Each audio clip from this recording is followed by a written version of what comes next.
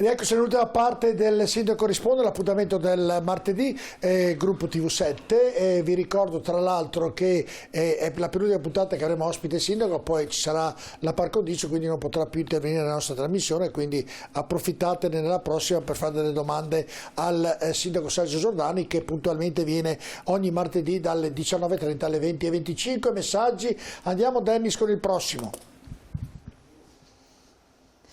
Tante bici, poche ciclabili. Da Prato della Valle in piazza alle piazze si fa slalom gigante. Io penso che siano tantissime ciclabili, veramente tantissime. Abbiamo ricevuto anche finanziamenti importanti e stiamo attuandole anche in sede protetta. Se avete visto, non so, zone delicate tipo ospedale, non so, le scuole evidenziate in rosso, stiamo veramente facendo tantissimo. E ne faremo da Prato e la Valle al Pedrocchi, bisogna fare lo slalom via Roma, intendeva via la zona pedonale, credo, però è consentito, bisogna stare attenti uno con l'altro. Non possiamo fare la ciclabile. No, diceva questo, io dicevo quello che diceva il telespettatore, che diceva che dal Prato della Valle in centro bisogna fare lo slalom proprio nelle vie. È vero, basta andare piano con tranquillità. Bisogna andare piano, è vero. Andiamo con il prossimo.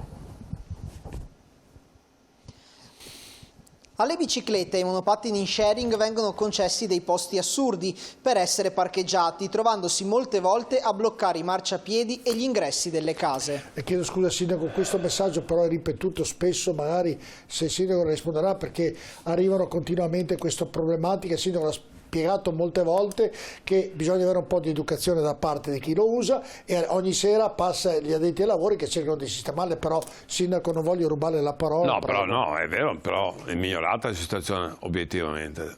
Io in giro per Padova, è vero, una volta era peggio, un po' alla volta, anche con l'aiuto di chi si occupa del noleggio. Ma faccio una domanda Sindaco, ma avendo l'app, si sa chi l'ha guidato quella bici oppure quel monopattino? Si sa chi ha fatto il noleggio, sì, lo sanno loro. No, chi lo sa, cioè il gestore, non noi. E quindi non si può trovare un sistema per... Si chiama privacy. Perfetto, mi ha risposto che questo, non lo sapevo, mi ha risposto che questo. Grazie, mancherebbe che quello che sapessimo chi hanno noleggiato, insomma, ci arrestano. No, perfetto, le ho chiesto come giusto, magari se lo chiede qualcuno, mi ha dato una risposta molto chiara. Andiamo con il prossimo messaggio. La rotonda alla fine di via Belzoni, via Plebiscito, via Ariosto sono piene di buche e i lavori non vengono fatti adeguatamente perché si creano dei dislivelli con le strade a chiazze. Via Plebiscito, via Ariosto e via Belzoni. Sono dei dislivelli? Cioè, praticamente se dove viene asfaltato non è asfaltato, e quindi ovviamente ci sono dei dislivelli tra le parti sane e quelle non sane, sono delle buche praticamente, ecco. E dice che non vengono fatti i lavori di sistemazione. Stiamo investendo veramente tantissimo, quasi 12 milioni di euro, stiamo asfaltando, stiamo facendo marciapiedi, chiaramente non è mai sufficiente. Il problema è come avere casa propria. Uno fa manutenzione ogni anno nella propria abitazione, vuol dire che spende ovviamente con regolarità e tiene mantenuto la propria abitazione. Se uno per qualche anno non fa niente, dopo chiaramente se ne pagano le conseguenze. Stiamo facendo veramente tanto. Io penso, vedo buche ce ne sono sempre, ce ne saranno sempre, specialmente dopo l'inverno. Però stiamo facendo delle operazioni penso positive. I miei crisi sta interessando moltissimo in questo senso. Andiamo con l'altro messaggio, Dennis. Il passaggio del tram spezzando via Grassi e via Venezia è una misura fuori da ogni logica, impattando sul traffico.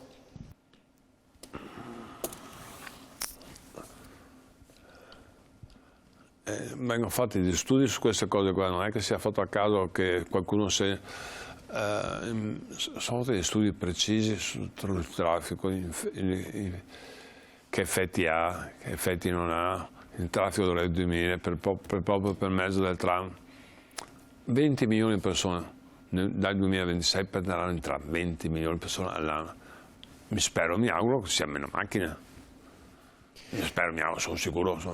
Che succederà questo? Beh sì, anche l'aumento delle bici sicuramente porterà a questo, e anche l'aumento della benzina. Andiamo con, ce ne sono altri dei messaggi?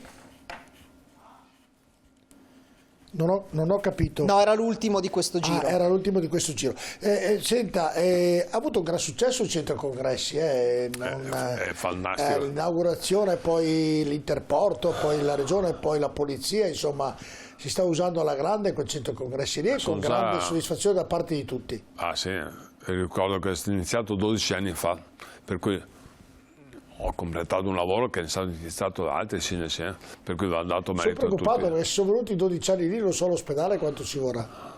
Io sono ottimista invece, sono ma lei è abbastanza sempre stato tranquillo. ottimista. Hanno fatto un grande lavoro, merito di tutti, non voglio prendere meriti, no, è bellissimo, devo dire, è bellissimo. Se uno ha occasione di vedere specialmente la Sala Giotto, da un colpo d'occhio eccezionale. Padova meritava questo, veramente. Abbiamo già prenotazione per 30 congressi quest'anno, e stanno continuando ad arrivare prenotazioni, e 7 il prossimo anno. Per cui adesso si vede in immagini, è veramente bello, bello. E Padova merita questo, anche perché è una grande scuola di medicina, università. E spesso e volentieri andiamo a fare congressi da altre parti, piuttosto che categorie economiche, guarda che spettacolo, categorie economiche.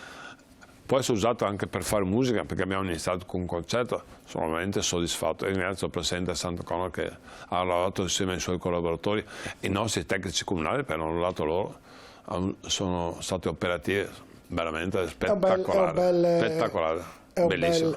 Quando uno vede Sala Giotto rimane in casa, no, non è questa, però rimane stupito, veramente spettacolare. Sale grandi, bellissimo, è molto funzionale, ecco questa, il più grande Walmart, lo schema d'Europa, è il più grande d'Europa, veramente ad altissima tecnologia. Molto bello. E anche l'acustica sembra molto buona. Andiamo con i messaggi, Dennis, andiamo con altri 4 messaggi. Benvengano i Navigli, ma dovreste controllare le pulizie perché vengono buttate cannucce, bicchieri e vassoi di plastica per il consumo di patate fritte e altro cibo. Vengono gettate giù nell'argine di Viale Colombo da chi fa le pulizie degli stand dei Navigli. Vanno a finire in mezzo alle foglie secche. Io adesso non devo ancora passare quest'anno, ma so che stanno gestendo molto bene anche la faccenda, anche sotto l'aspetto delle pulizie. Ricordo che abbiamo imposto che non possono uscire al porta-portello, in maniera tale da non dar fastidio a creare problemi agli abitanti del portello. Io penso che aprendo queste iniziative, un po' alla volta si va a far sì che in genere sia meno persone, in conseguenza meno problemi per quanto riguarda i residenti. Penso siano molto bene, ma mi augurerò che vengano fatte le pulizie in maniera civile e ordinate. Molto dipende sempre da chi frequenta, che siano rispettosi, però so che loro lo tengono abbastanza bene, sia sotto l'aspetto acustico, non sforano, sia l'aspetto igiene e pulizia. Andrò anche personalmente a dare un'occhiata. Andiamo con l'altro messaggio, Dennis. Torre Belvedere continua ad essere luogo di criminalità e ci sono affitti abusivi.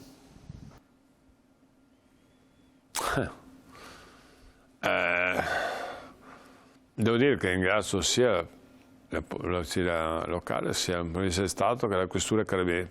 In continuazione fanno sopralluoghi. È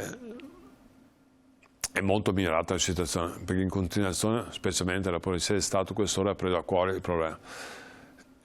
Non può essere un luogo di illegalità, anche perché anche i diritti condomini protestano.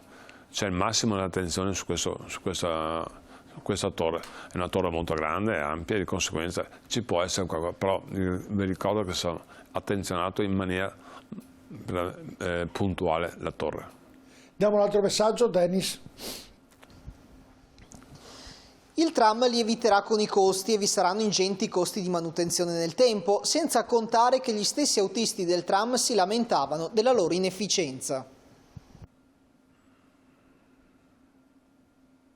Gli autisti del tram si lamentano dell'inefficienza? Sì. Questo mi risulta nuovo, francamente. Qualcuno l'ho sentito anch'io, sindaco. Non tutti sono d'accordo con tutti, mi pare normale. Ma so che non c'è assolutamente problema. Il tram sta funzionando bene, è apprezzato da tutti quelli che lo utilizzano. Può essere qualche autista non apprezzi il tram, sì, non so ma c'è perché. anche autisti che si lamentano degli autobus, voglio dire. Insomma, io giro tutti i mercati, giro in continuazione per le piazze, ovviamente non tutti sono contenti, ci sono qualche problema, lo ammetto, si può fare meglio, sì, è doveroso fare molto meglio, però ci stiamo impegnando al massimo come amministrazione. E ho risposte anche positive dalla città, ogni tanto mi trovo qualcuno che dice ma non va bene questo è porco, questo non si fa, hanno ragione, io al solito prendo nota e cerco di migliorare in questo campo quando c'è protesta puntuale su qualche settore.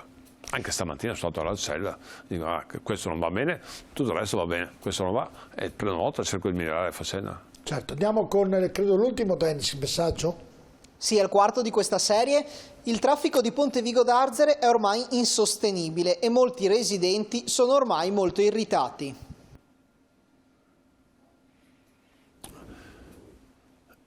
Per questo serve il grande raccolto anulare, per questo serve il tram, per questo serve che tutti quanti, c'è anche un grande progetto, ricordo, è stato fatto da pochissimo, ne ha preso la responsabilità per quanto riguarda il sindaco di Cardone, di Godarzere, Padova e Rimini. E tutti d'accordo a trovare una viabilità diversa, alternativa. Ovviamente è stato inoltrato tramite provincia e regione e vediamo cosa decidono. È un'opera molto costosa che risolverebbe in maniera fondamentale il traffico, specialmente la zona Castagnara, Ponte Vigo d'Arzere.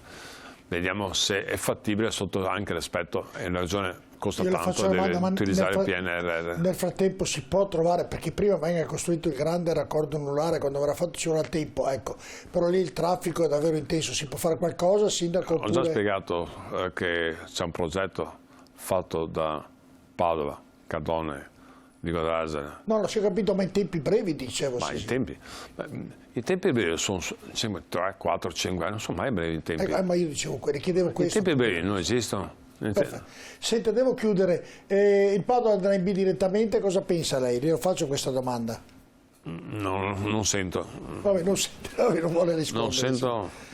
No, di solito lei che le indovina tutte, perché io non le indovino. No, sono andato a vedere la partita di proposito, ho guardato fine del primo tempo, 0-0, ho poi fine del secondo tempo, mi mette in ansia perché veramente a me ricordo, per me è stato un periodo stratosferico essere presidente del Padova, per cui ci tengo in maniera incredibile che Padova salga, però me ne sto zitto. Mi è giunto una notizia, la prendo con beneficio inventario perché non l'ho verificata e quindi può essere anche una bugia, lo chiedo anche, lo dico anche ai nostri spettatori, che un suo ex giocatore potrebbe diventare presidente della Juventus, che è Del Piero, e quindi l'ho letto ora, devo verificare se è vero o no, però c'è scritto questo, c'è scritto Del Piero presidente della Juve, però ripeto, prendetela col beneficio inventario perché l'ho vista solo come titolo e non ho letto l'articolo, magari non è così, prendetela con beneficio inventario. Sarebbe bellissimo. Alessandro Del Piero è un personaggio equilibrato, calmo, tranquillo, è stato un fenomeno come giocatore, per cui sarebbe veramente bellissimo. Sarebbe una bella cosa.